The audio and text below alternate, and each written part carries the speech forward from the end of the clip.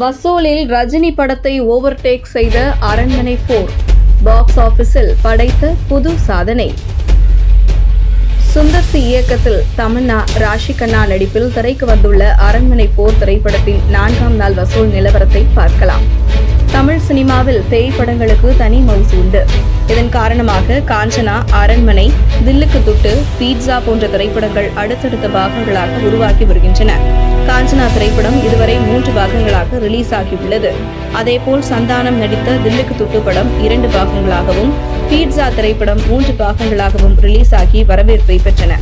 அந்த வரிசையில் தமிழ் சினிமாவின் முதல் 4ஆம் பாக திரைப்படமாக அரண்மனை திரைப்படம் ரிலீஸ் ஆகியிருக்கிறது. சுந்தர் சி இயக்கத்தில் இதற்கு முன்னர் ரிலீஸான 3 பாகங்களும் வசூல் ரீதியாக மாபெரும் வெற்றியை ருசித்ததால் அதன் 4ஆம் பாகத்தை தற்போது வெளியிட்டிருக்கிறார் சுந்தர் சி. இப்படத்தில் தமன்னா, ராஷி கண்ணா ஆகியோர் ஹீரோயின்களாக நடித்துள்ளனர். ஹிப்ஹாப் ஆதி இப்படத்திற்கு இசையமைத்துள்ளார்.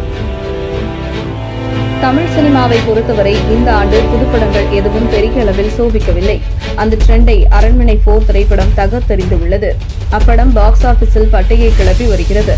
அதன்படி அரண்மனை 4 திரைப்படம் முதல் 3 நாட்களில் இந்திய அளவில் 19.75 கோடியும், உலக அளவில் 23 கோடியும் வசூலித்திருந்த நிலையில் தற்போது அப்படத்தின் 4ஆம் நாள் வசூல் நிலவரம் வெளியாகியுள்ளது.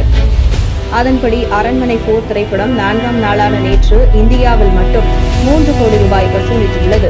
இதன் மூலம் உலகளவில் 4 நாட்களில் 25 கோடி ரூபாய்க்கு மேல் வசூலை வாரி குவித்து சாதனை படைத்துள்ளது.